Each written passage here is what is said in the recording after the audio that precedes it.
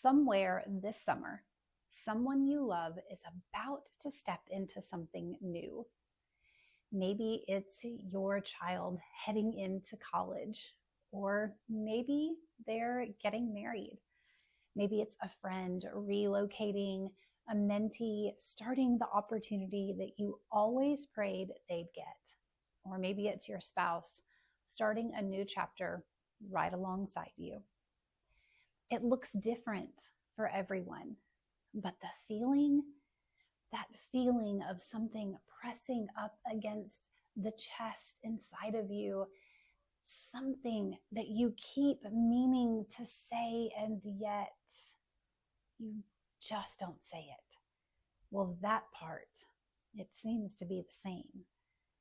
The words have been there all along.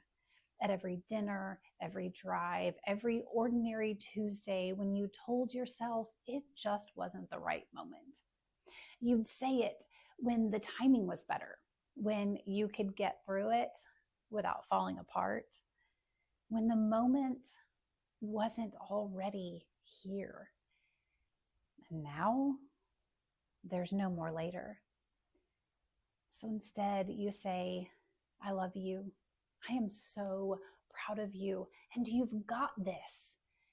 And the moment passes, and you realize that wasn't all that you wanted to say. Friend, this week is for those words that are still in you. Hi, friend. I'm Christina Ryan, a faith-based purpose and leadership coach, helping you uncover who you are and the people who helped shape you so you can live and lead on purpose with light.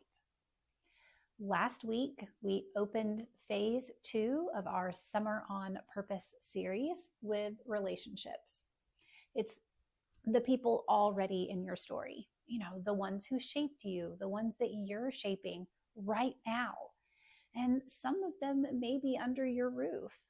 Some of them may be down the road, but no matter where they are, they may be among the ones that you haven't said the things that you wished you had. Well, this whole phase rests on one truth from Proverbs 18:21. Life and death are in the power of the tongue. We've been living in that truth now for 2 weeks, and this week we live in it again. Today, it's about someone you love who is on their way somewhere new, and you're still holding on to something that you haven't said. This episode is for parents, it's for mentors, it's for the friend, for the spouse. No matter what your relationship is, you're standing at the edge of a new chapter together with more to say than what you've said. And if you've ever been the one leaving, the one who left the room, wondering if the people behind you even knew what they gave you, well, friend, this one is for you too. If you stay with me, you're going to walk away with 3 keys. When the goodbye isn't what shapes them, it's you. You are. Why they need to know what you see in them more than what they do. And how to finally say the thing that you've been saving. As always, you can grab the week 6 reflection guide at the link below. It's built to help you find those words before you need them. Are you ready? Well, let's get into it. Here's our first key. The goodbye, it isn't what shapes them. You are. We spend a lot of energy on the goodbye. There's the send-off dinner, the last photo where everyone is trying to look happier than they may feel on the inside. The speech that we've half rehearsed and half abandoned because nothing comes out the way we meant it to. When my daughter moved out, It wasn't far, it was just a couple of miles up the road, but it didn't matter. The what ifs swirled anyway. Did I prepare her for this? Will she have everything that she needs? Will she make good choices when I'm not there? Because I still see her as that little girl in her pink tutu, dancing through the living room, singing along to all of her favorite songs.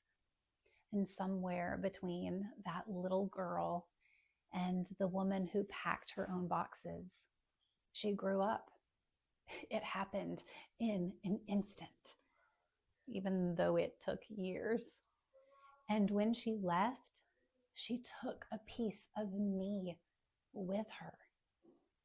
It took time to settle into our new rhythms, our new boundaries, learning what was actually mine to carry and what I needed to release.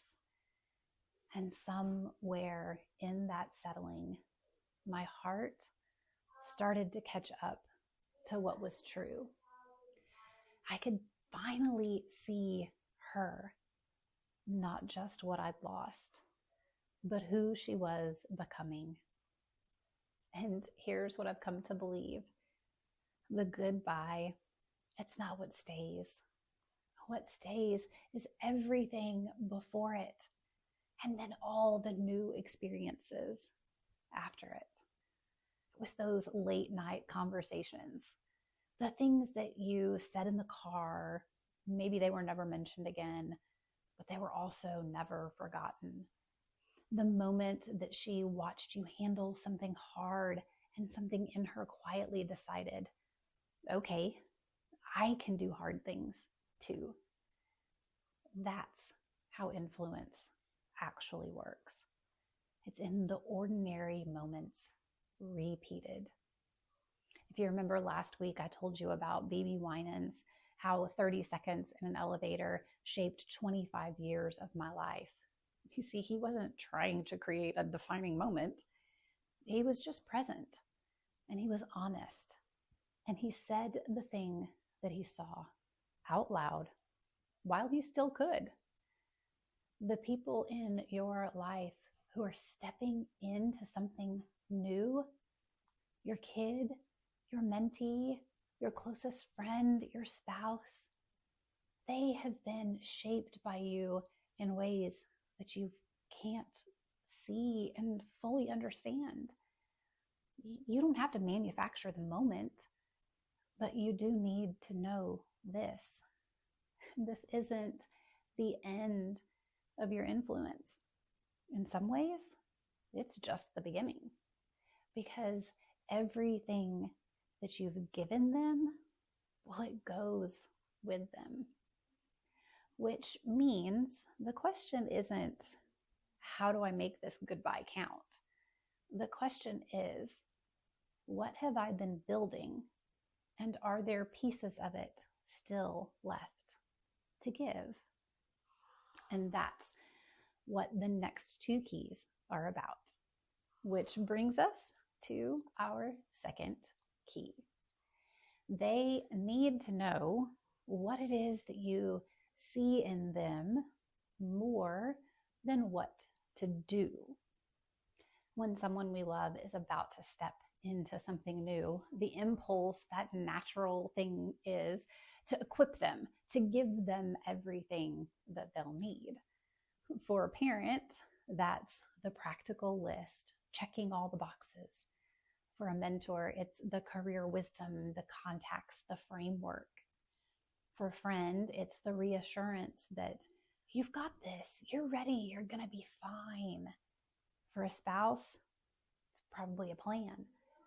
And some of that matters, yes. But here's what I've watched across years of these conversations. The advice, well, it fades. But what you saw in them, that's what stays. It's not the instructions that you give them. It's what you see in them. There's a difference between saying what you need to know and saying what I know about you. One is information. The other is something they'll reach for on a hard night in a room that doesn't feel like home yet, when they're not quite sure that they belong there. In Deuteronomy 6, Moses stands in front of an entire nation about to cross into a new land after 40 years of wandering in the wilderness. And what does he give them? It's not a strategy. It's not a plan. He reminds them of their identity. He tells them who they are and whose they are and what to carry with them. And then he says, talk about these things at home, on the road, at night, in the morning. Let it be on repeat, because identity forms in the ordinary moments, not in the threshold ones. You've had years of ordinary moments with this person. And the most important thing you can do right now isn't to summarize everything that they'll need. It's to say plainly what you see in them. Make sure it's something specific. Something like, I've watched you keep showing up when it would have been easier to quit. I've seen you make people feel safe and seen just by being in the room. Whatever happens out there, that part of you isn't going anywhere, because I've seen it hold up under pressure for years. That's what goes with them. Not the packing list, not the advice, not what you see. It's what you see in them that goes with them. Affirmation of who they are, confidence in what they can do. I coached a woman who hadn't spoken to her brother in a long time, and it wasn't because of one big blow up, but just years of distance that built up quietly, the way distance often does. She knew what she wanted to say. She had known for a long time. She just hadn't said it. And when she finally reached out and told him plainly what she'd always seen in him, what she'd always admired, well, their relationship didn't just recover, it went somewhere it had never been.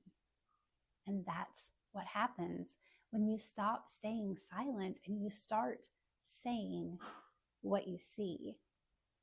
But knowing what to say is only half of it. The other half is actually speaking it out loud while you still have the chance. And that, friend, is our third key. Say the thing that you've been saving. Most of us, well, we all have something, a story that we haven't told, a moment we witnessed and we never named out loud, a truth about who they are that's been obvious to us for years, that we assumed, well, they already knew, but they don't. They don't know. I said it last week, and I'll say it again. Most people don't know the things that you've never told them. Not your kids, not your mentee, not the friend that you've watched grow into who they are, and not your spouse. We assume that love is legible, that what we carry for someone travels through proximity and presence alone. And sometimes they do. And sometimes the person on their way out the door, well, they have no idea that you've said things about them to other people that you've never said to their face. The time they chose integrity when it cost them something. The grace they showed handling something hard, the kind most people don't find until they're much older. But you noticed. You just never told them. Those are the things worth saying. Before the move, before the wedding, before the flight, before the moment when you're standing there and realizing the words are still in you. Proverbs 16:24 says, "Gracious words are a honeycomb, sweet to the soul and healing to the bones." Healing, not just helpful and not just encouraging. There are things you know about the people you love that they have never heard from you, and they have needed to hear them longer than you realize. And this is the week to say them out loud first, with your voice, while you are still in the same room.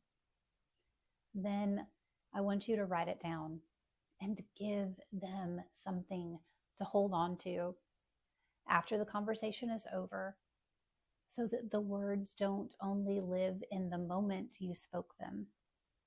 You don't need the timing to feel just right. You just need to say it. Here's the truth that I want you to sit with before you grab our reflection guide. The most important thing that you can give someone before they go is the thing that they'll reach for on a hard night when they're not sure they belong there. The week 6 reflection guide helps you find those words, and it even includes a keepsake card. So once you've said them, they will have something to hold on to. As a reminder, you can grab it at the link below. I still think about my little girl in that pink tutu sometimes, twirling and singing her heart out, who has become a woman who now sings to bigger crowds and who has built a meaning-filled life a few miles down the road. I didn't say everything I wanted to say before she left. Some of it came out later in pieces once my heart caught up to what was true. And friend, I don't want that for you. This isn't the ending. It's the moment that decides how they'll remember you, as the one who said it, or the one who almost did. Be the one who said it, whether it's a child, a friend, a mentee, or the person you've built a life with. You've seen things about them that no one else gets to see, and they deserve to hear it. This week's challenge is to say the thing that you've been saving before they go. Remember, it's not a formal sit down. It's not a speech.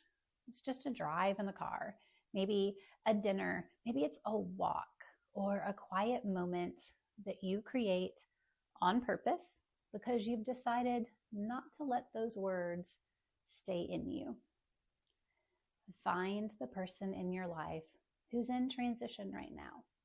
A kid, a friend, a mentee, a spouse, anyone who is on the edge of something new.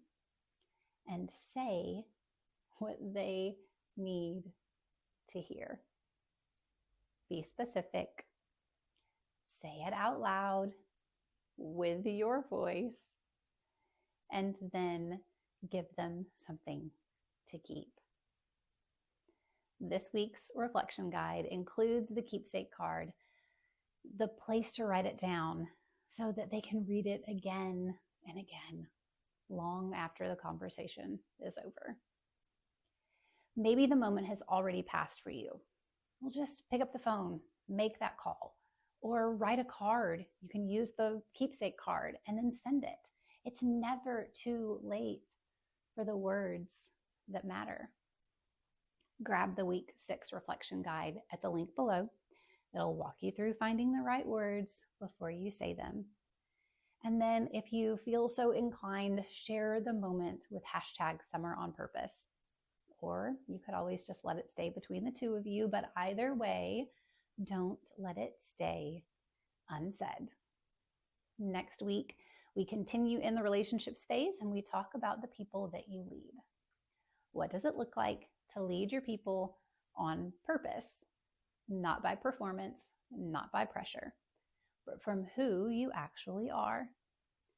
That one, it's probably going to challenge how you think about your current role. Well, make sure that you're subscribed so you're here, and share this with someone who has words to give this summer. Drop a comment. Who's the person that you're going to say the thing to this week? Until then, speak life, speak light, speak love, because when you do, you'll live and lead on purpose with light. I'll see you next Thursday.